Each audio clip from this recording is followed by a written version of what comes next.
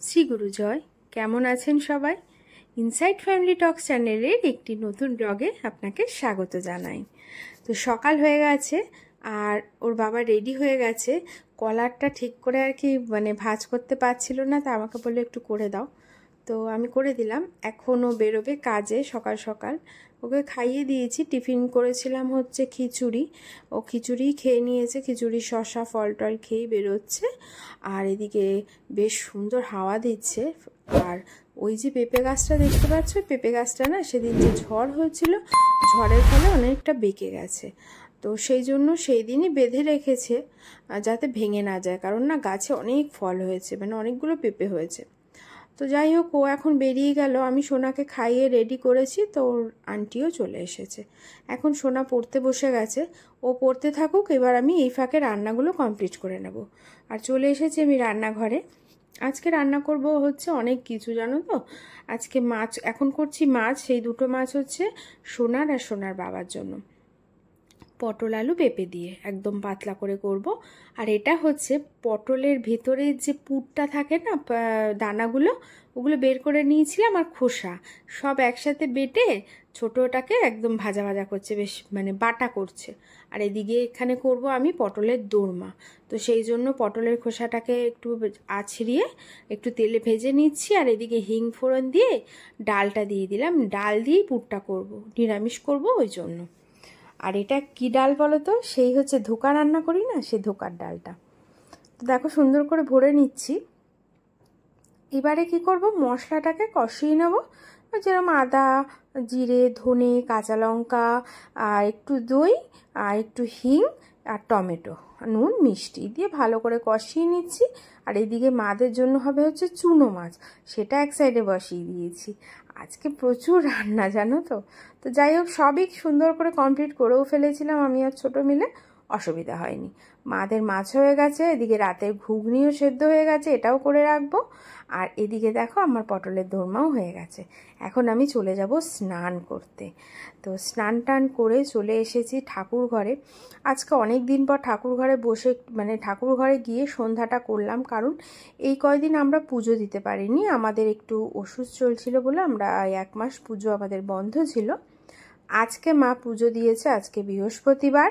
তো সুন্দর করে ফুল টুল দিয়ে ঠাকুরকে সুন্দর জামা কাপড় পরিয়ে পুজো দিয়েছে। আর গোপাল কিন্তু আজকে নতুন জামা পরেছে, কারণ অক্ষয় তৃতীয়ার দিন গোপালকে জামা আমরা পরাতে পারিনি, ওষুধ ছিল, তা সেই জন্য।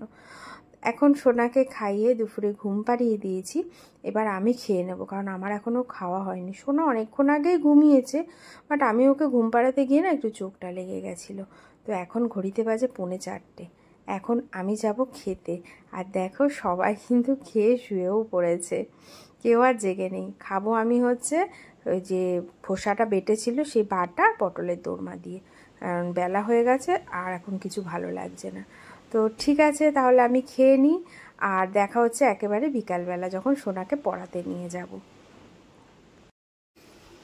বিকাল হয়ে গেছে, এখন যাচ্ছি সোনাকে দিতে পড়াতে। আর পড়াতে দিয়ে এসে তারপরে চাটা খাবো। আর সোনা দেখো সুন্দর করে সেজে গুজে যাচ্ছে। আর সেই কালকের মতন আবার চুলে এরকম বেনি বেঁধেছে। আমাকে বলছে আমাকে এরকম করে চুলে বেনি বেঁধে দাও। তো দিয়েছি, দিয়ে ওকে চলেও এসেছি বাড়িতে। আর এসে একটু বাইরে দাঁড়িয়েছিলাম, বেশ বাইরে দেখছিলাম, বেশ ভালো হাওয়া দিচ্ছিল। তো ভাবলাম খানিকক্ষণ একটু দাঁড়াই। আর এখানে এই কুকুরগুলো না আমাদের বাড়ির সামনে সব সময় বসে থাকে। আর ওইদিকে বাচ্চা কাচ্চারা দেখো কি সুন্দর খেলাধুলা করছে। বেশ বিকালটা হলে না, আমাদের যেহেতু বাড়ির পাশেই মাঠ, তো অনেক বাচ্চা কাচ্চাদের আওয়াজ পাই, খুব ভালো লাগে তখন। সময় হয়ে যাচ্ছে আস্তে আস্তে, সোনাকে আবার আনতেও যেতে হবে। সোনাকে নিয়ে ঘড়িতে 9টা বেজে গেছে। তো কমপ্লিট করতে গেলে তো রাত খাবার হয়ে যাবে। তো দেখা যাক যতটুকু আজকে পারছি দেখছি। এই সোনাকে এখন খাওয়াচ্ছি, খাওয়াতেও বসে বসে একটু দেখছি।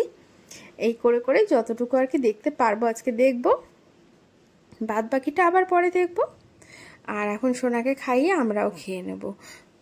আর সোনা দেখো দুষ্টুমি কিন্তু ওর চলতেই থাকে সারাদিন।